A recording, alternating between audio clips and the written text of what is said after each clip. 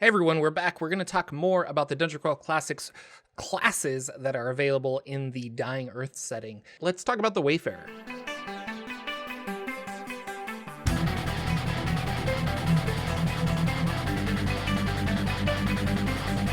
All right, everybody, here we are with the Wayfarer. The Wayfarer is kind of like a rogue or a thief from Dungeon Crawl Classics.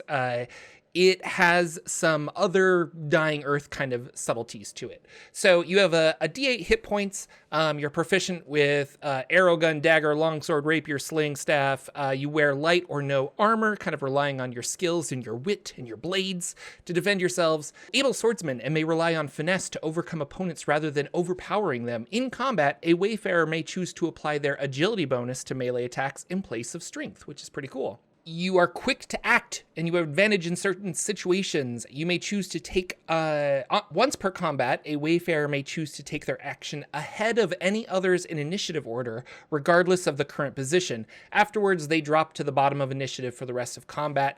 And this ability isn't affected by surprise. You also can memorize a certain amount of spells per the magician's rules, which is really cool. So taking these spells, you'll roll a d16 for the spell. So if you have a spell like from a book or a scroll or something, you can memorize this. When you do, the judge or the game master, they roll your spell check in secret and they write it down. That could be a success, it could be a mega success, it could be a fumble, it could be the spell failed, but they write that down secretly. The Wayfarer class has the spell in their brain. If they ever choose to use it, then the judge would reveal that number and you would understand the consequences of it. So it's kind of cool. You can learn a spell or a few spells here and there, but you don't actually know if it's going to succeed until you try it. Much like how regular spellcasting works, kind of feels like that is how it should work, but I think with the weird luck mechanics that we're going to talk about in a little bit, they made it so that the judge has that number and it can't necessarily be altered. I am altering the deal. Pray I don't alter it any further. Oh, also, you have this arcane apocrypha where you're drawn to magical items and stuff, and so you have to make a check of some sort to understand it and to be able to use it. So it says a Wayfarer may attempt to recognize any item as having magical or extra valuable properties by spending a full turn of study and making a skill check. This is similar, I think, to the Mutant Crawl Classics being able to understand technology of the ancient past. Where you make a check and you're like, oh, this is a gun that I fire. This is a similar, or like a ray gun or something. This is a similar thing, but with magic wands and other magical items and stuff like that. So you take a turn, you roll, and anyone can do this, but specifically the Wayfarer has a bonus to this skill based on their level. And so they're better at it than just regular people. But now we're going to talk about luck, because the luck with this character is very, very weird. I think this class is trying to be like Kujal from the storybooks, where you have big swings of awesome luck and big swings of really bad luck. So looking at this, we have anytime you make a luck check, which I went over to the DCC core rulebook, and it says that characters make luck checks to attempt feats that succeed based on luck alone. The judge will provide the specifics of any attempt, but the attempt is usually resolved by rolling equal to or less than the character's luck score on a d20. And so a lot of times I'll use luck for, did you hear something in the woods? Everyone can roll luck and they're like, oh, I did hear something, I succeeded. And it's counterintuitive because everything about DCC is usually roll over. This is the only time where lower is better because you want to roll under your luck. And the idea of spending luck, because you can burn your luck points to help you succeed in certain things, but you don't necessarily get those luck points back unless you're a halfling or a thief. When you spend those, you're lowering the threshold of success for you on future luck checks. And that's kind of fun. And it also is really interesting to, if you have a maximum, you can hand out luck as a reward. That's not necessarily in the core rules, but it's a lot of fun to be like, hey, you guys finished a campaign, or like, that was an epic boss fight. Here's, everybody gets 2 luck, but you can't go above your maximum. So flashing back over here to Dungeon Crawl Classics Dying Earth, every time the Wayfarer, which is kind of like a thief rogue, like I said, every time they make a luck check, they're going to, if they succeed, the luck die increases by 1 die level. So if I roll a d20 and I succeed on the luck check, then my die will go to a d24. If I succeed again, my die will go to a d30. So because I need to roll low, I'm making it more difficult when I succeed. If I succeed on a d20 and it goes to a d24, my luck ratio hasn't changed. Let's say I have a 16 luck and I have to roll a 16 or less. That's easier on a d20 than it is on a d24. Conversely, though, every time you fail a luck check, your die will go down. So again, I will go from a d20 to a d16 to a d14 to a d12. And so every time I roll over my luck and I'm rolling high, my die will go down, which will make it easier for me to succeed on a luck check. So the other interesting thing about Wayfarers is when you spend luck, you get bonus dies based on the number of points that you spend. And it's actually right here. We'll look at it. So if I spend 1 luck, I get 1 point of bonus. So if I'm trying to hit, I roll a 12, I could spend 1 luck, and now I'm rolling, and now I have a 13 for my attack. But if I spend 2 points of luck, I'll roll 2d2.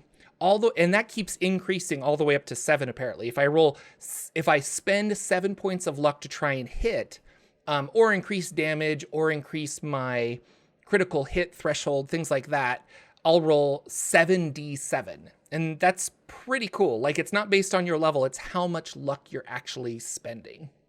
Just like thieves, Wayfarers get luck back on a long rest that is equal to their level. So if you're level 4, you'll gain 4 points of luck back every time you take a long rest, and that will never let you go above your maximum that you rolled for your luck, but it will let you get back up there to your normal state.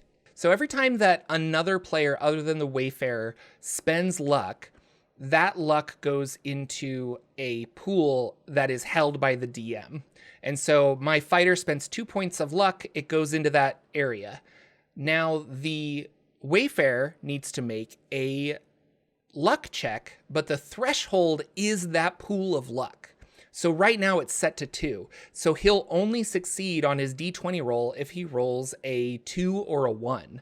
And so let's say he fails. When he fails that, his luck is taken instead of the fighter's. So the warrior, the fighter, he uses his attack and he spends some luck, but then all of a sudden, no, I didn't actually spend my luck. I'm taking it from the Wayfarer. And so that's kind of interesting and a little odd. It can really put you at odds with your players because it's like you're spending luck knowing that you're going to take mine. I think this is a fun mechanic, and if you have the right players, it could work really well. That pool of stuff keeps growing. And so later on, the magician spends luck and the cleric spends luck and other people spend luck. So let's say that pool got up to 8. Now, every time these people have been spending luck, they have been, our Wayfarer has been rolling luck checks and he's been failing every single time. So his luck keeps going down, down, down. So now that it's at 8, let's say the cleric spends 2 more, it's at 8.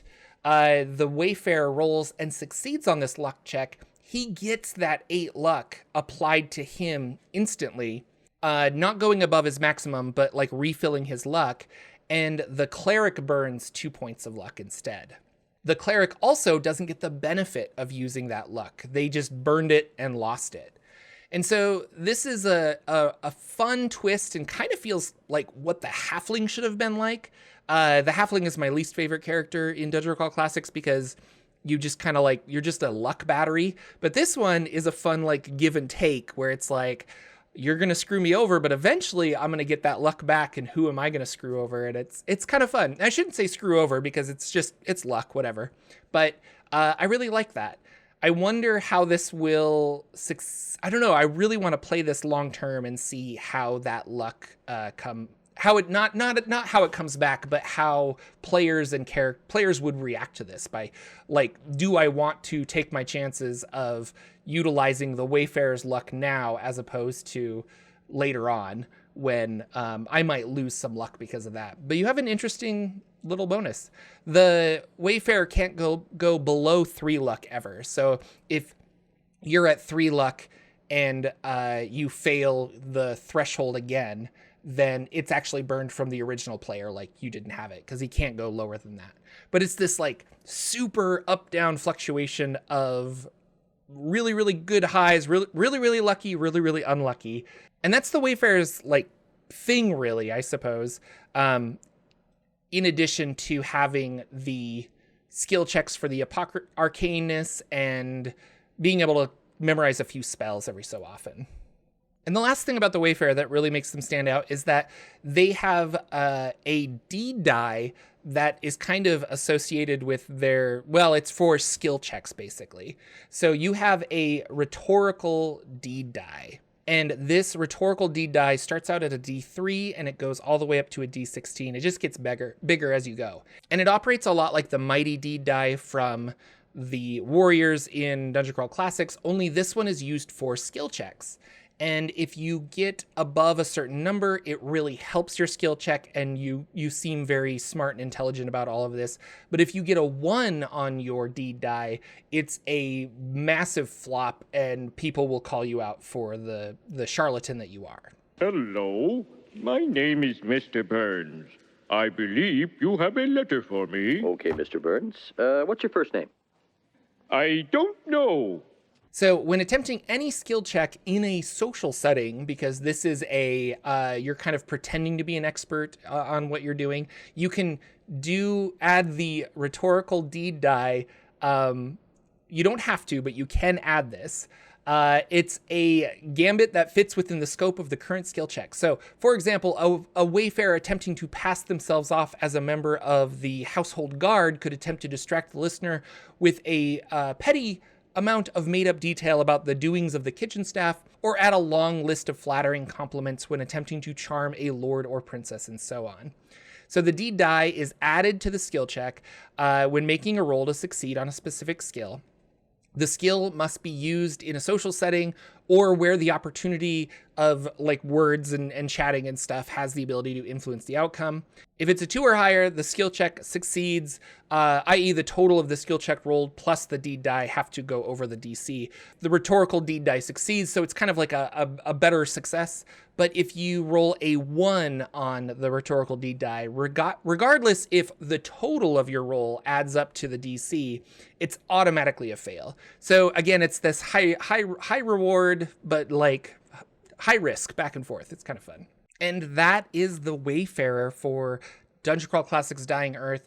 Kind of feels like a thief, but also like the Vatborn, a hybrid caster of sorts, and this really kind of silly luck battery that can go back and forth for the other players at the table.